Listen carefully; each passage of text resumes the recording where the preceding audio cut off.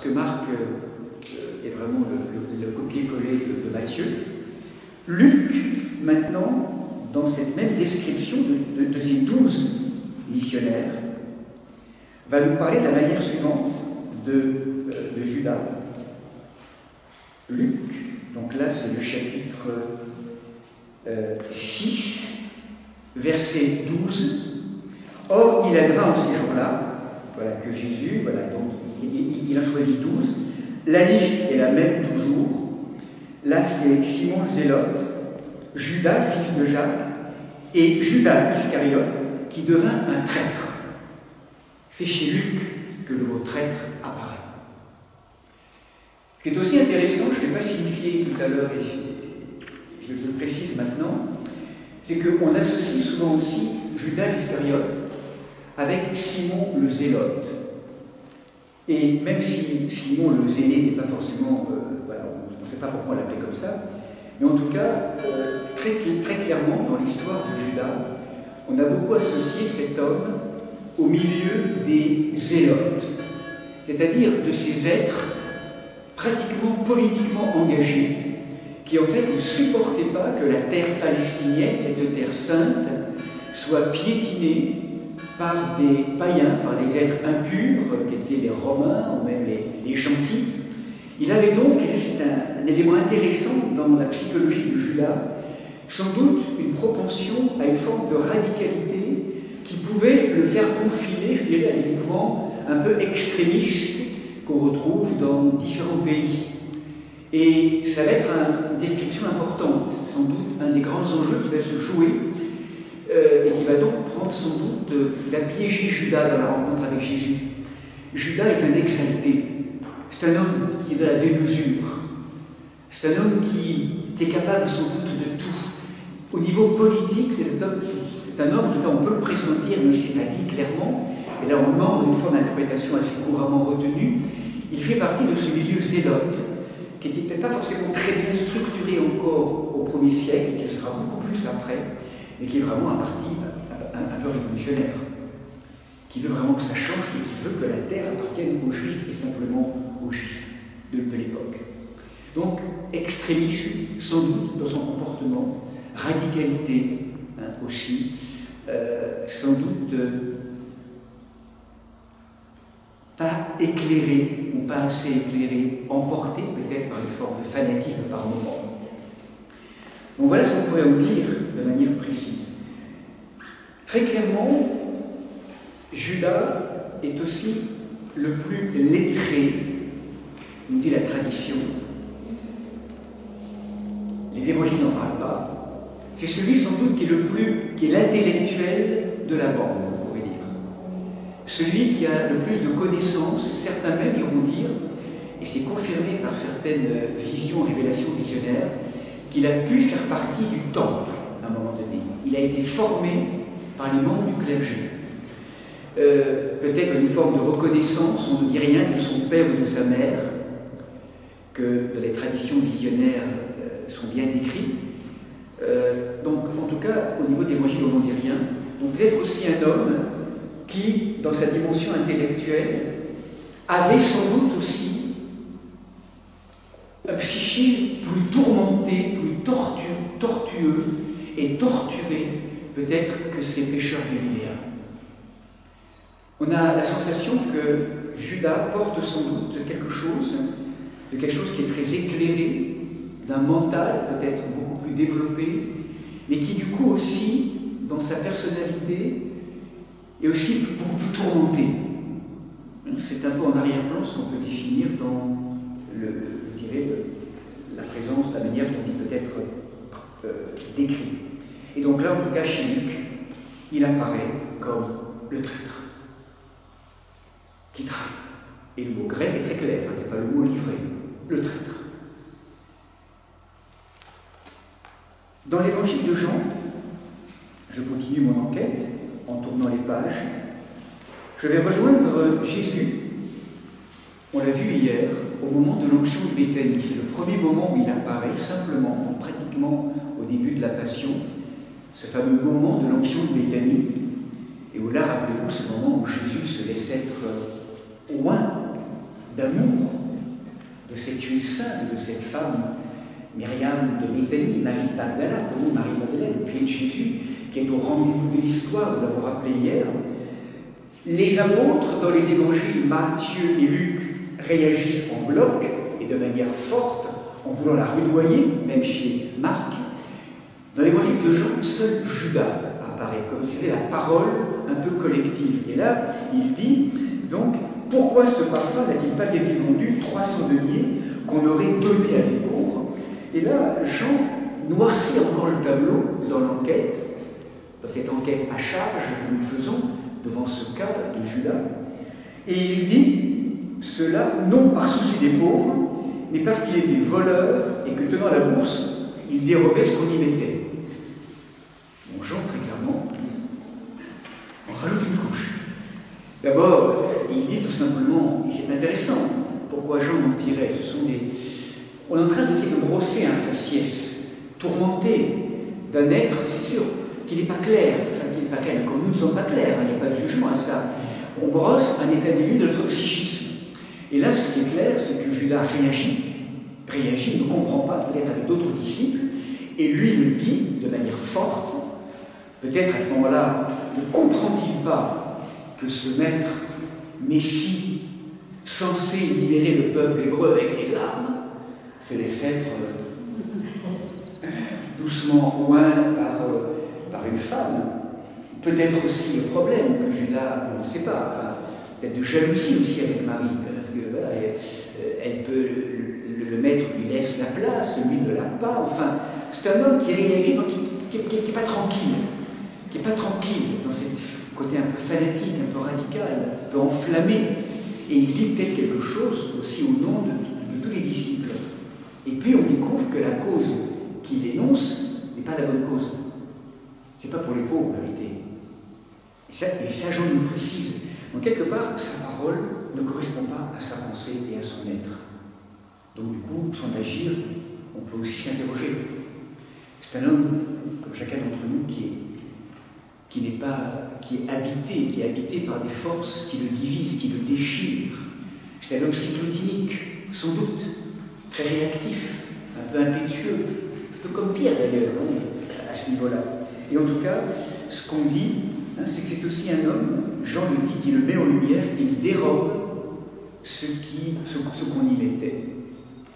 Donc là, il y a quelque chose qui se passe, c'est qu'à travers ces paroles-là, si on entend, il y a aussi en Judas, vous sentez bien, dans cette médecine, on pourrait dire, évangélique, cet amour de l'argent, cet amour de l'argent qui signifie aussi sans doute au point de vue anthropologique un drame intérieur, qui est ce drame, je dirais, d'un vide abyssal qu'il cherche à combler.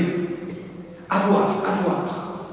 Donc là, il y a forcément à entendre aussi une perversion de la fonction désirante, sans doute aussi irascible et irrationnelle, si on reprend l'anthropologie et tous les enseignements du Père du désert et des Mères du désert. Ce qu'on appelle la philarguria, la philargérie, l'amour des possessions matérielles, l'amour de l'argent. C'est en creux ce qu'on peut discerner de cela. C'est un homme tourmenté en grande souffrance et qui donc, devant l'abîme qu'il rencontre, va, dans cette insécurité fondamentale qu'il habite, se crisper, se saisir, s'attacher pour se rassurer dans quelque chose d'idolâtrique, je dirais, en quittant et en relativisant l'absolu, il va absolutiser le relatif. C'est quand même étonnant, il a quand même Dieu à côté de lui, Jésus, qui le voit faire, avec ses miracles, avec ses logiques étonnantes de guérison, et lui, il continue à dérober de l'argent. En tout cas, c'est ce que pressent Jean.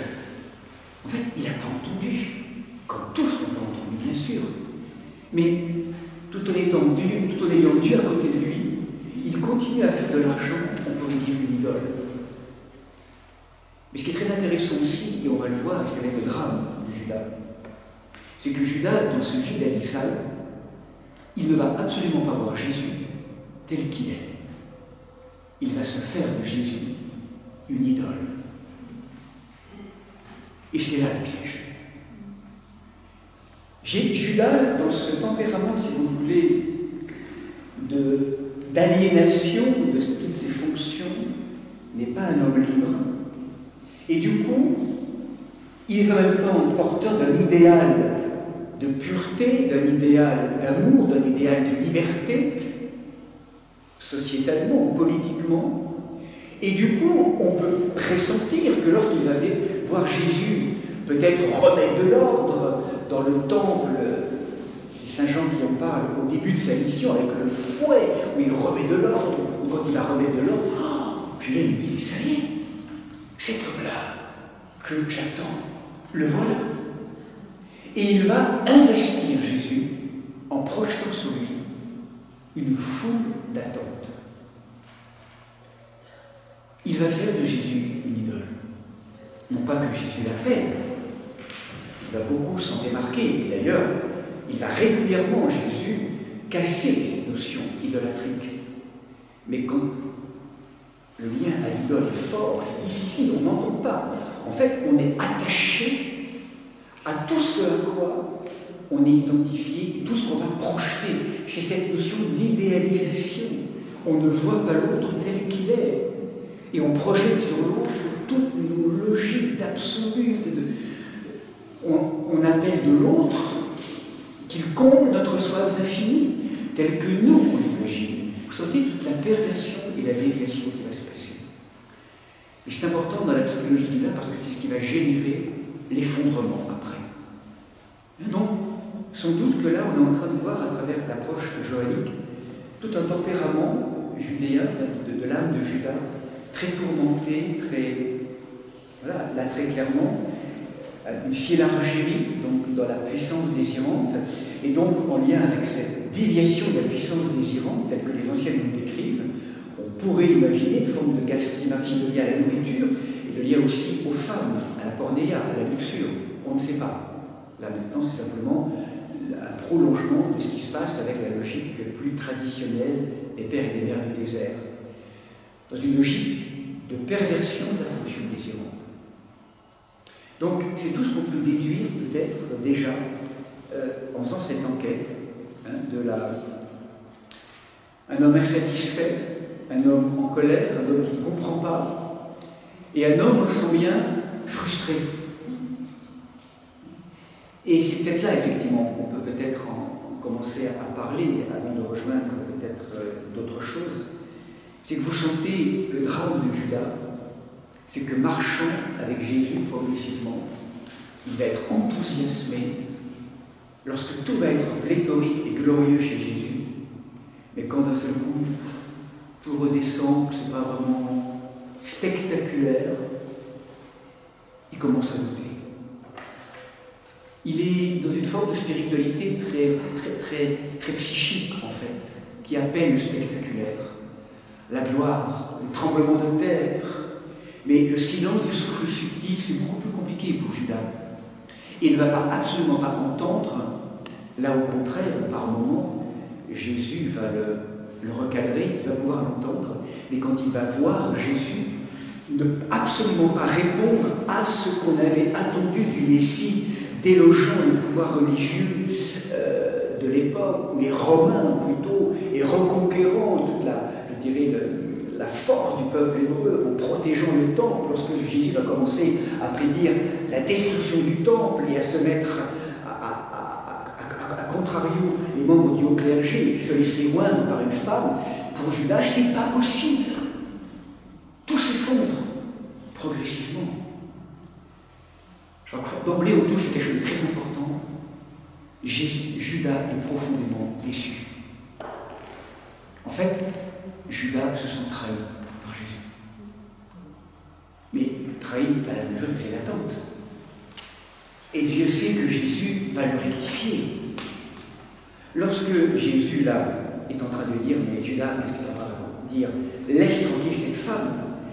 Jésus, en tant que maître de la vie, n'aura de cesse que de casser en Judas cette dimension idolâtrique. Mais ça qui n'était pas simplement associé à Judas, on va voir que tous les disciples et le peuple hébreu, et c'est le drame qui se joue au rameau, c'est que finalement le peuple hébreu va projeter sur Jésus ces dimensions d'un roi extérieur pour le faire roi, et régulièrement, dès qu'on veut le faire roi, Jésus se retire, il fuit. Ils ne comprennent pas que Jésus, et peut-être nous aussi, en fait, Jésus n'appelait pas cette royauté extérieure. Et pourtant, le peuple, Judas en premier, les disciples et le peuple aussi, souhaitaient faire de Jésus un roi extérieur. Parce qu'on était tellement imprégnés depuis des siècles, il faut comprendre, d'une espèce de pensée idolâtrique sociétale, dans un inconscient religieux où on avait prévu que le Messie arriverait comme cela. Et on est tous corsetés, autant qu'on soit manipulés par des forces inconscientes, aussi aujourd'hui. Le Messie est venu, mais pas comme on le pensait. Et ça veut dire que ce Messie, il va proposer un programme qu'on va entendre quand même. Les simples de cœur vont l'entendre, les libérés de tout cela. Mais ceux qui sont complètement corsetés et piégés par une espèce de fidélité à une pensée, ça ne peut être que cela, ben en fait, le message de Jésus, il va être compris moyennement, on va le refuser, on va le rejeter. Vous sentez cette espèce d'attachement atavique, inconscient, à une pensée, à un programme. Ça doit être comme cela. Et la difficulté qu'on a à se laisser être surpris quand ça vient autrement. Il y a une espèce de toute-puissance subtile qui nous ligote, qui souvent agit à notre insu, psychologiquement. Nous sommes tous habités de cela. C'est une difficulté au changement de cap, justement. Aujourd'hui, pourquoi c'est si difficile pour chacun collectivement?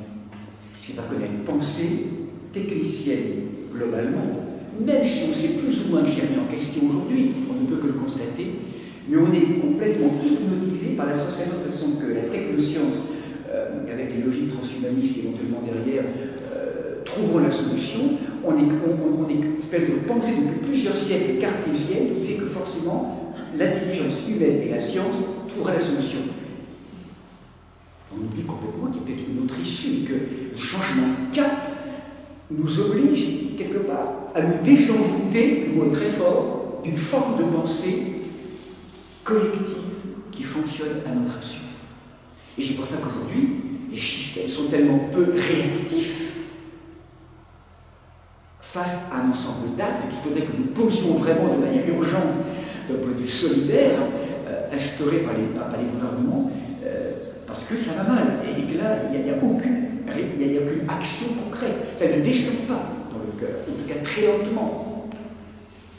Parce que dans les politiques, c'est les financiers qui sont là, c'est l'argent, c'est le monde de l'argent. Et le monde de l'argent ne veut pas que ça change. On est dans les mêmes cas. On ne veut pas que ça change. On ne veut pas que ça change. C'est la finance qui nous donne tout ça d'ailleurs. C'est la puissance de l'argent. Et du coup, on continue une espèce de logique d'obéissance. Mais à quoi? C'est vraiment toute cette logique qui est là, dans ces pouvoirs qui sont dénoncés là aujourd'hui. Donc, le chemin, derrière tout cela, continue. Donc, je reprends donc cette... Donc, quelque part, en introduction, donc c'était cette logique déjà de présenter Judas. Peut-être aller un petit peu plus vite maintenant, parce qu'on a quand même déjà posé certaines choses.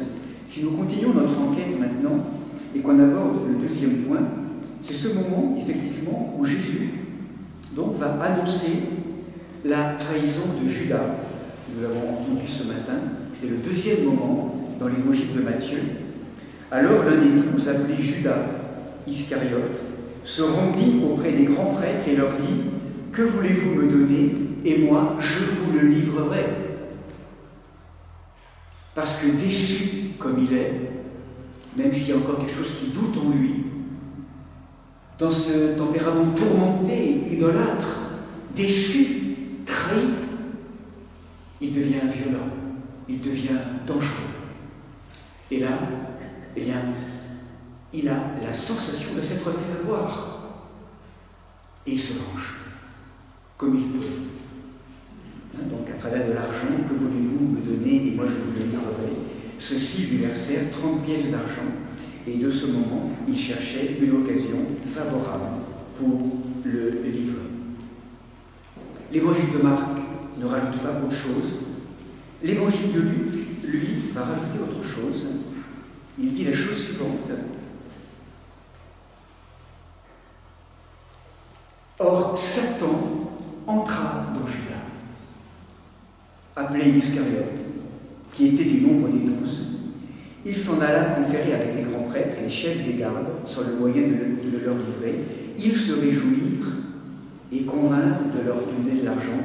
Il acquiesça et il cherchait une occasion favorable pour le leur livrer à l'insu de la foule. Luc 22, chapitre 1. Là, peut-être s'arrêter quelques instants sur la thématique de Judas. On ne peut pas comprendre Judas si on n'entend pas ce qu'est le Satan. Avec Luc, mais aussi avec Jean après, le Satan apparaît. Alors, le Satan, c'est important à resituer, c'est une thématique immense, et là je vous inviterai à retrouver le beau livre d'Annick de Souzenel, Dieu et Satan. Hein, je me répète peut-être pour certains, mais c'est important à resituer. Le Satan, d'un point de vue de la tradition angélologique, c'est celui qui, étant Lucifer, s'est opposé, pour différentes raisons, on ne rentre pas dans le détail, au projet de Dieu, au projet de la vie. La parole de Lucifer, refusant ce projet, c'est « Je me passerai de Dieu, je serai Dieu à la place de Dieu, non serviam, je ne servirai pas le projet de Dieu, si je y crois, je ne servirai pas le projet de Dieu, je ne veux pas cela. » Et donc, du coup, dans ce « je ne veux pas », il était invité à contempler, il s'auto-contemple et fait la chute de Lucifer qui devient Satan. Et Satan, littéralement, en hébreu, c'est celui qui fait obstacle. Et désormais, ce Satan, devenu diable, devenu le menteur, devenu celui qui égare, devenu celui qui nous divise, hein, le mot diabolos, qui nous déchire, qui s'oppose à symbolos, le symbole.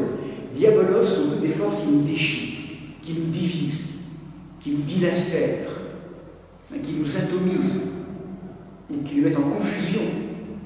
Eh bien, ce diabolos, donc, est considéré désormais comme l'adversaire, comme l'ennemi du genre humain, jaloux de ce que l'être humain porte en lui-même, qu'il siégera plus haut que les anges si il s'accomplit vraiment.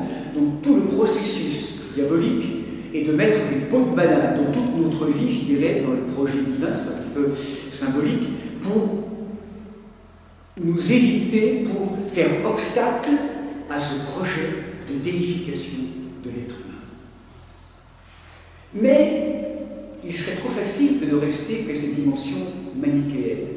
Et simplement vous rappeler, il y a un livre magnifique pour cela, qui est le livre de Job, où on découvre que la fonction de Satan, elle est peut-être plus intéressante, ou peut-être plus subtile.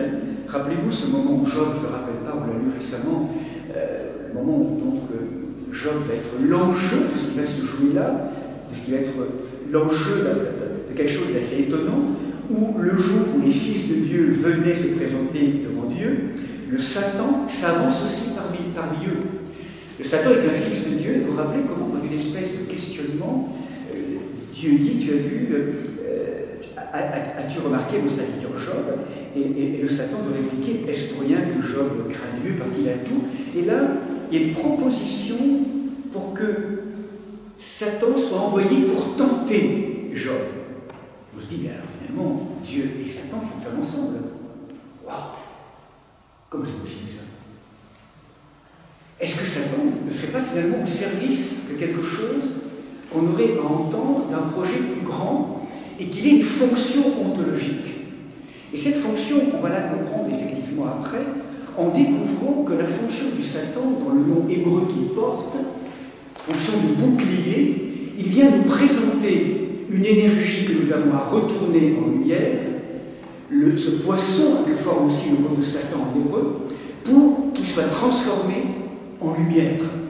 Autrement dit, la fonction du Satan, lorsqu'il va dire dans le livre de Job, en fait, peau après peau, je suis venu pour que Job déchire ses peaux jusqu'à la dernière peau, On est en train d'entendre que la fonction du Satan est vraiment de venir faire obstacle pour que devant cet obstacle, l'être humain soit renvoyé à Dieu, s'il est bien positionné, pour que dans un acte de foi plus important, ces vieilles peaux que l'être humain portait en lui-même se déchirent et pour qu'il advienne et qu'il naisse à une dimension plus grande de lui-même. La fonction du Satan est une fonction d'adversaire qui est au service d'un accouchement. On fait obstacle, comme la musculeuse utérine de la maman fait obstacle, pour que l'enfant naisse. S'il n'y a pas d'obstacle, diront les anciens, s'il n'y a pas de test, il n'y aura pas de croissance et d'accomplissement. C'est ontologique. Par contre, le drame, c'est au moment où le test est là, de croire à la suggestion du Satan qui est là et qui nous fait douter, parce que c'est une présence terrifiante que nous rencontrons, et là, démunis ou étant mal situés, ne donnant pas le pouvoir à Dieu, on se laisse être entraîné par le Satan et par son mensonge, par son venin. Et on lui donne tout pouvoir. Et là, il devient l'ennemi. C'est ce qui va se passer pour Judas. Judas n'aura pas la force de résister. Il va se laisser être entraîné dans une espèce d'évolution à rebours ou d'initiation à rebours. Parce que Judas, dans ce mental tourmenté qui est le sien, a une structure psychique qui donne facilement prise au Satan. Par cette espèce de possessivité, par cette espèce de rapport à l'argent dont il a été décrit, il s'est laissé avoir et prendre par ces forces du Satan. Alors que dans d'autres cas, où d'autres disciples vont fonctionner différemment, on est tous tentés. Et la prière de notre Père, c'est bien « ne nous laisse pas être submergés par la tentation ». On est tenté, on est testé, c'est une épreuve ontologique de croissance, mais ne pas se laisser avoir, ça demande vraiment une force particulière. Seigneur, donne-moi la force de pouvoir résister et de pouvoir, au cœur même de cette traversée, te redonner la juste force et la juste place. Donc, là, très clairement, il nous est dit que Satan, dans la version de Saint Luc, entre en Judas. Dans cette dimension donc, où il entre en lui, on pourrait dire comme si Judas, à travers ses passions de l'âme, d'un mental tourmenté, d'un psychisme en quête d'idéalisation idolâtrique, eh bien, va donner prise au Satan, qui va donc faire sa demeure, on pourrait dire, en lui. Parce que Judas a de la colère contre le Christ, il s'est fait avoir, il a de la rancune, il a de la jalousie, il n'a pas été reconnu, il s'est fait avoir, tout un terrain magnifique de nourriture pour qu'éventuellement des forces extérieures diaboliques viennent le prendre. Il s'est fait prendre. Et en même temps, il va devenir à ce moment-là de moins en moins sujet et de plus en plus possédé et objet. Mais ce n'est pas du jour au lendemain, il y a tout un processus derrière tout cela. Il y a tout un mécanisme psychologique très profond que nous pouvons repérer en chacun d'entre nous. Voyons comment dans cette situation, par moments, on va toucher au pire du pire de nous-mêmes. Mais qu'on sait que tout ça, ça s'est nourri tout un ensemble de manque de clarté dans nos positionnements. On a pactisé, on a été complaisant, on n'a pas vraiment dit non quand il fallait dire non. On a laissé ouvrir la porte par complaisance, par des espèces de fidélité à des pactes. Parfois c'est très caricatural, mais parfois c'est beaucoup plus subtil. Parce que le Satan, sa fonction, c'est d'anesthésier en nous cette fonction irascible. Et qu'est-ce que c'est que la fonction irascible? C'est ce qui nous protège, ce qui protège notre âme avec la source divine. Tant que nous sommes en relation avec l'être divin, nous sommes en protection. Mais quand on lâche la garde, quand on ne veille plus, quand on est endormi, anesthésié, on s'occupe de tout. Vous savez, le serpent dans le livre de la jungle.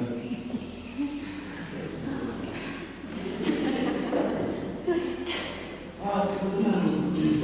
On s'endort et là, bim, on s'endort. C'est tout le truc qui se passe. On est endormi.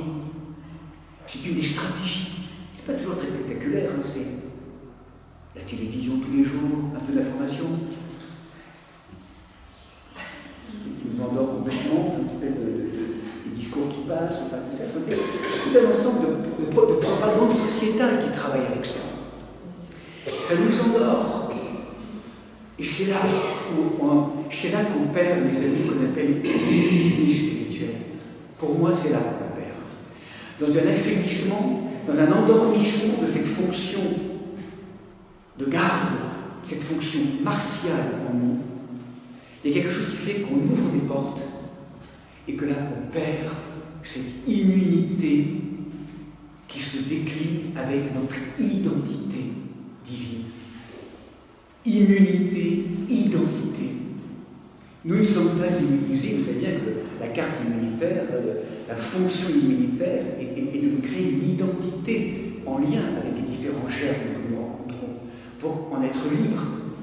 Le mot immuniste, c'est être libre. Cette qualité d'immunité affaiblie fait que, parce qu'on a perdu notre identité divine, notre immunité est fragilisée et on laisse la porte ouverte à tout un ensemble de germes subtils, mais aussi aujourd'hui incarnés à travers ce coronavirus. C'est en amont de tout ça que ça se passe. C'est parce qu'on a perdu notre lien, je le résume en très peu de mots, c'est parce qu'on a perdu notre identité divine et le lien avec ses racines célestes, que nous sommes devenus poreux et fragiles, et les portes ouvertes à des formes d'épidémie spirituelle, enfin, du point de vue de l'esprit, puis psychologique, et puis après, physiologique. D'où la question de Saint Michel, mais qui est comme Dieu. Revenez à Dieu. Le grand archange de l'identité et de l'immunité, c'est l'archange Michel. Retrouvez vos racines célestes. C'est là, c'est de ce lieu-là que tout va pouvoir être sauvé. C'est là que vous allez trouver le sens profond de l'immunité.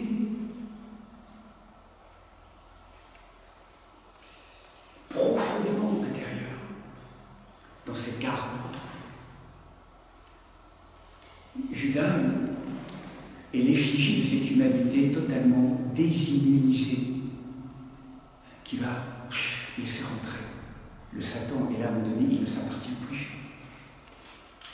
Il ne s'appartient plus, il devient un objet tout en ayant été libre avant sans doute, mais il s'est laissé emporter. Donc c'était un petit peu ce que nous dit justement cette notion de la trahison de Judas. Dans la version de Luc, moi je ne vais pas forcément Satan en Judas, et puis après dans la version de Saint Jean, c'est le moment, rappelez-vous, on va le voir ce matin, tout à l'heure, au cours d'un repas, alors que déjà le diable avait mis au cœur de Judas Iscariote le dessein de le livrer. Donc pour Saint Jean, on est à nouveau dans la même perspective, donc le dessein de le juger, de le livrer par l'imprégnation symbolique. Et ce qui est intéressant finalement, bibliquement, peut-être encore un petit quart d'heure si vous voulez bien, c'est avec c'est un peu dense, je m'excuse, mais c'est tellement fort tout ce que nous vivons là aussi à travers ces textes. C'est que ce qui est étonnant dans les évangiles, c'est que la trahison de Judas, on en parle avant que Jésus l'annonce aux apôtres. C'est comme si Jésus avait toujours essayé, alors qu'il le sait dès le départ, il a toujours essayé de maintenir ce secret pour que les apôtres, de manière peut-être trop réactive, se vengent ou agressent Judas. En fait, Jésus, très paradoxal, n'a eu de cesse que de toujours protéger sans doute Judas de cette vindicte peut-être qui s'est progressivement montée du groupe des apôtres. On sentait bien qu'il y avait quelque chose qui était de moins en moins en accord avec l'esprit du groupe. et comment on voit souvent, c'est particulièrement prégnant dans ses connaissances, ses révélations visionnaires de Anne-Catherine Emmerich et Maria Valtorta, qui sont des points de vue tout à fait relatifs, hein, certainement pas idolâtrés, mais on voit vraiment combien le drame de Jésus, une très grande douleur, c'est de savoir qu'il va quelque part pas pouvoir véritablement sauver Judas. C'est la plus grande douleur que son sacrifice ne serve pas, en tout cas à un niveau visible, qu'il ne va pas empêcher, qu'il ne va pas sauver Judas. Il y a toute une dimension sans doute très profonde d'une histoire dont l'Évangile ne parle pas, et qui serait aussi sans doute à creuser. En tout cas, arrive le moment donc, où, effectivement, en Matthieu, Jésus va annoncer, tandis qu'il mangeait, en vérité, je vous le dis, l'un de vous me livrera, chapitre 26, verset 20. Fort attristés, les apôtres disent, mais serait-ce moi, Seigneur? Jésus annonce cette trahison. Serait-ce moi? Il répondit, quelqu'un qui a plongé avec moi la main dans le plat, voilà celui qui va me livrer. Le Fils de l'homme s'en va, selon qu'il est écrit de lui, cette parole, selon qu'il est écrit de lui. Mais malheur à cet homme-là, par qui le Fils de l'homme est livré. Donc là, ce mot malheur qui est là, vous le savez en grec, c'est le mot ouaï. C'est pour ça que je ne suis pas certain que le mot malheur soit bien traduit en grec. En fait, ouaï, c'est hélas. Aïe aïe aïe. C'est ce que dit le mot grec. C'est différent que le mot malheur, parce que le mot malheur, on a l'impression d'une forme de malédiction. Qu'est-ce que veut nous dire Jésus? Le malheur est régulièrement traduit comme ça. Parfois on dit malheureux, mais le mot grec qui est là, c'est aïe aïe aïe à cet homme par qui le Fils de l'homme est livré. Aïe aïe aïe. Et là, mieux eût valu pour cet homme-là de ne pas naître. Là, c'est une parole mystérieuse. Parole de Jésus qui, à la fois, il fallait que ce soit écrit, il fallait que ça se passe comme cela. On pourrait presque dire que Jésus, pour venir assumer notre nature humaine, il avait aussi, pour être solidaire de notre humanité, à avoir à goûter aussi cette épreuve très amère de la trahison d'un être proche. C'était écrit, c'était une manière, tout ce qui n'a pas été assumé n'a pas été guéri. Donc, fallait-il qu'il aille jusque-là? Est-ce que Jésus aurait pu mourir et être livré au grand prêtre en dehors d'une trahison, ou par une trahison par quelqu'un d'extérieur? C'est mystérieux, là, on reste sans réponse.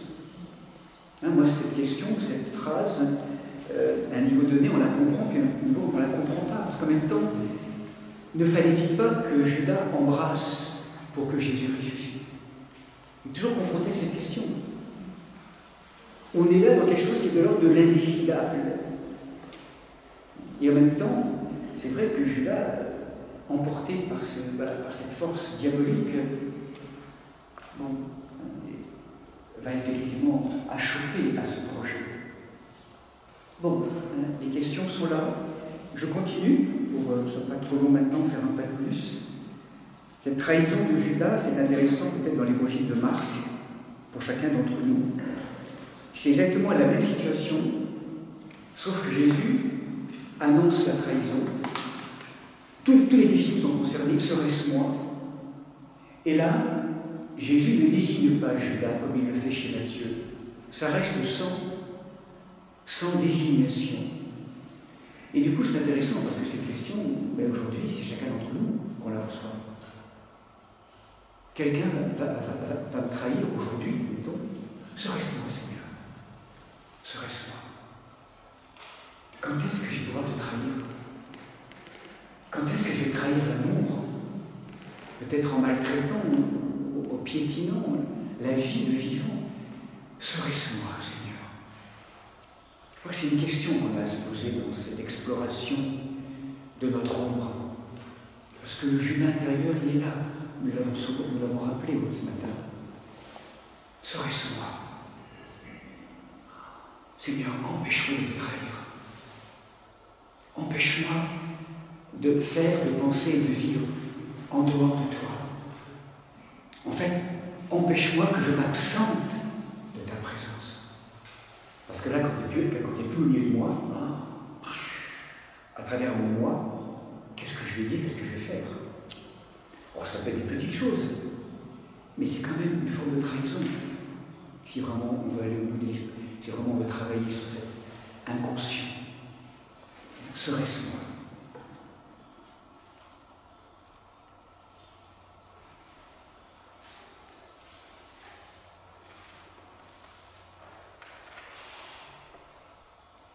Voilà, le Fils de l'homme, dans l'évangile de Luc, certes, va son chemin selon ce qui a été arrêté, mais aïe aïe aïe à cet homme-là par qui il va être livré. Donc là, on reste dans quelque chose de toujours difficile, dans cette approche de ce texte, dans cette indécidabilité, parce que Judas, possédé par Satan, sait-il vraiment ce qu'il fait? Il est objet, on va terminer par là. Vous savez, par ce dernier point maintenant, dans l'évangile de Jean, le moment qu'on va également relire ce soir, ce moment, vous le savez, dans l'épisode de Jean, eh bien, arrivant à Gethsémani, Jésus, donc, ayant rassemblé ses amis, va voir Judas arriver avec les prêtres et être désigné par Judas par ce signe inouï qui symbolise l'amitié ou l'amour, mais en rebours complètement inversé, qui est le baiser de Judas. Nachak. Là où le baiser, vous sentez bien, était ce lieu sacrement où, à travers la rencontre de ces deux souffles, ou à travers incarne ou rend visible cet amour invisible du Seigneur, c'est ce baiser qui, de manière inversée, va servir pour désigner, pour livrer cet homme que les sbires qui viennent ne connaissent pas forcément.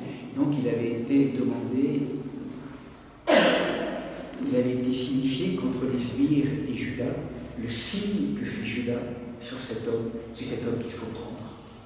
Donc là, il y a quelque chose également de bouleversant sur le thème du baiser de Judas.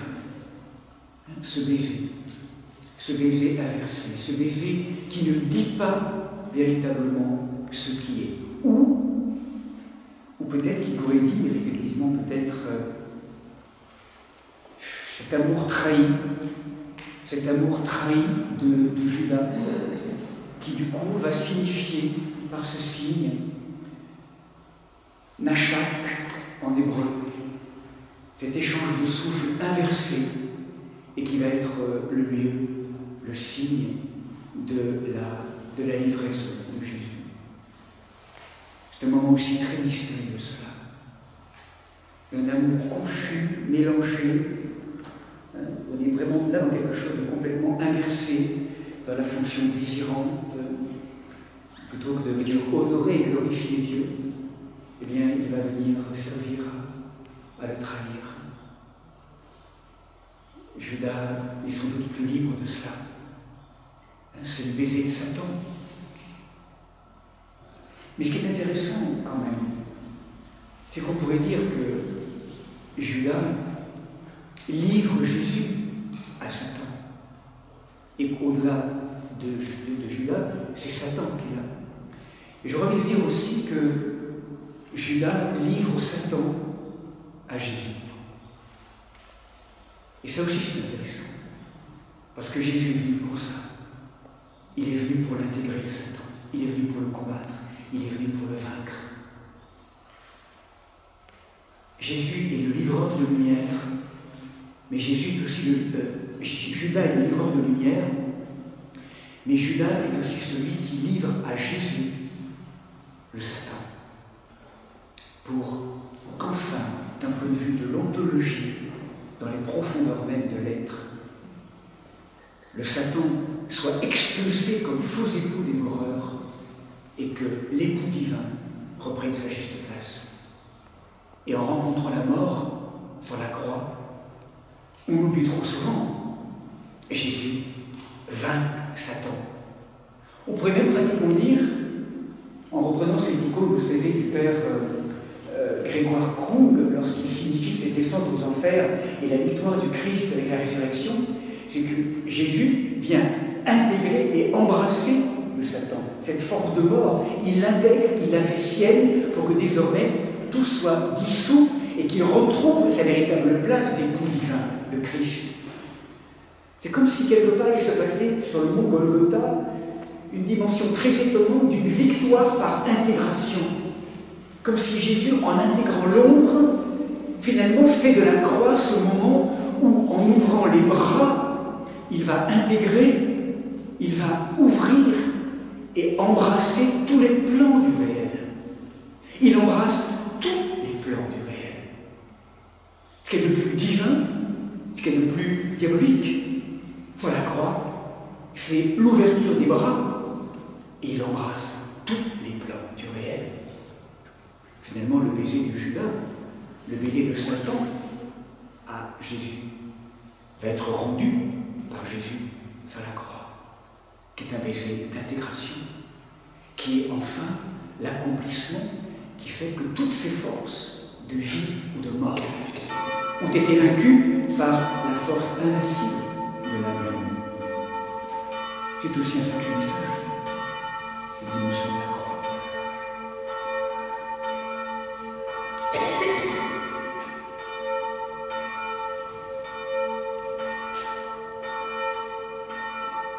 Donc, de manière conclusive, mes amis, ce qu'on pourrait dire, c'est que ce processus de Judas, dans notre âme, pour que ça soit utile pour nous aujourd'hui, c'est la chose suivante. Parce que ça nous rejoint tous, chacun et chacune d'entre nous. C'est d'abord une phase d'affirmation positive au début, où Jésus semble répondre aux aspirations et aux attentes de Judas. Donc, projection positive dans une phase d'idéalisation, c'est valable pour chacun d'entre nous, où du coup va se mettre en place une idole, un messie idéal, rêvé, finalement fantasmé. C'est comme si, pour Judas et pour chacun d'entre nous, on va perdre progressivement toute objectivité en surinvestissant l'image créée. Et puis, dans le cadre de Jésus, il va casser ce processus pour justement faire quitter Judas dans ce processus idolâtrique. Et du coup, Judas, déçu, va du coup porter une appréhension totalement négative sur ce qui avait été l'objet du désir tellement positivé. Et on devient les meurtriers des idoles qu'on a pu souvent encenser.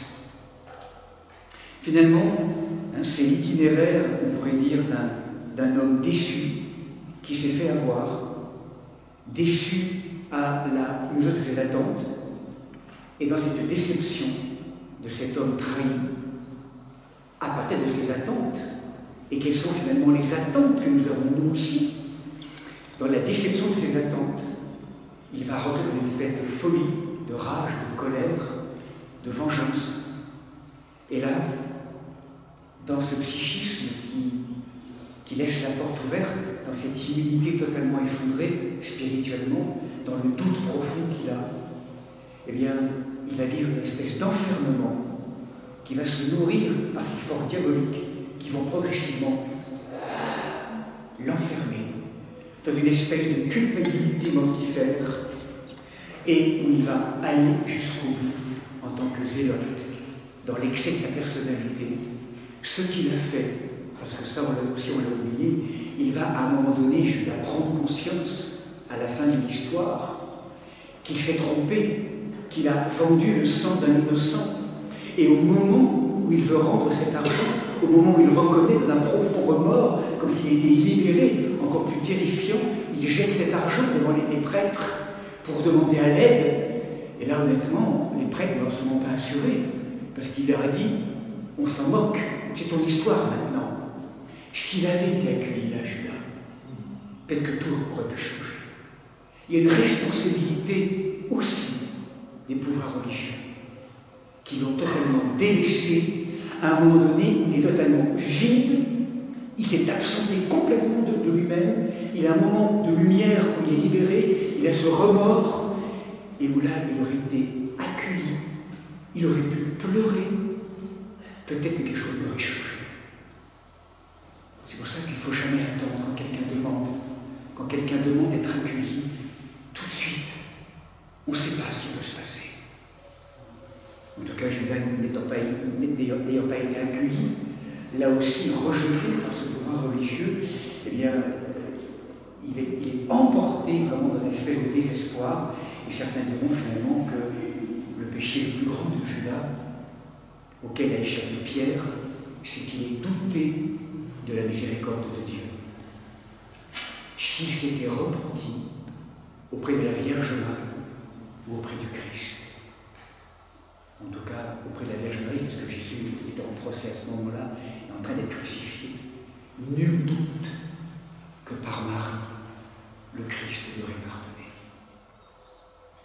Mais c'est comme si, enfermé par le Satan, dans une espèce il va s'enfermer complètement lui-même, il n'a pas le droit.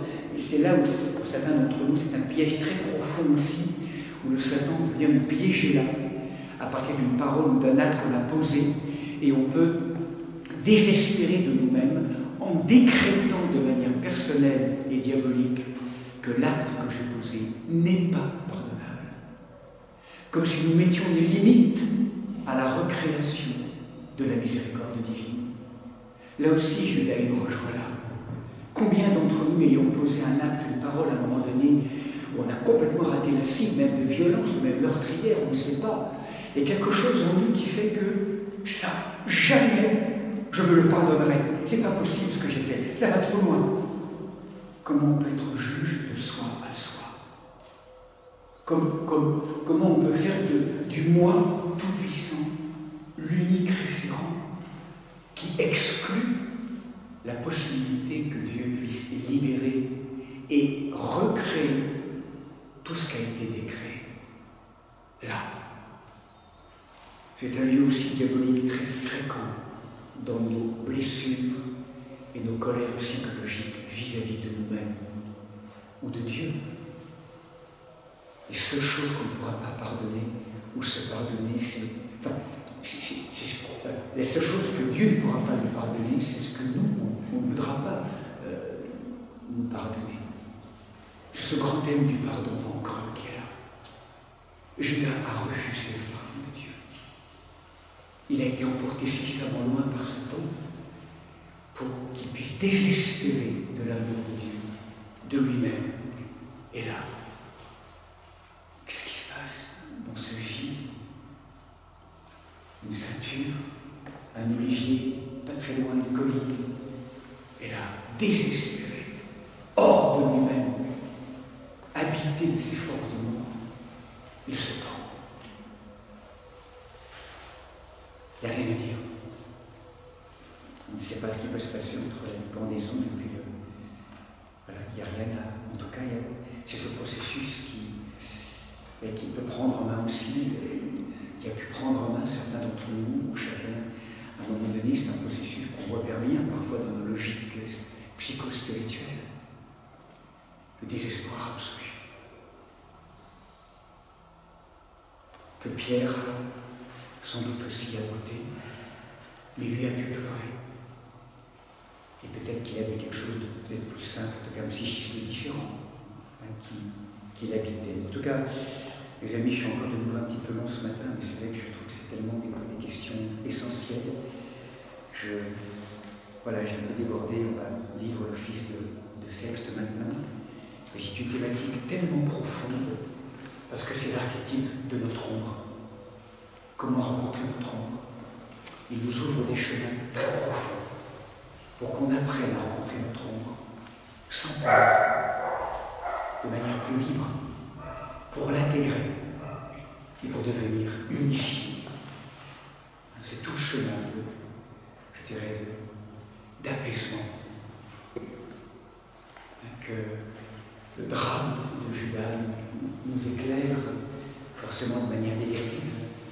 Mais voilà, comment ne pas faire comme Judas, comment trouver d'autres solutions peut-être pour pouvoir transfigurer nos plus intimes blessures. Et là où nous sommes quelque part toujours co-responsables du mal du monde.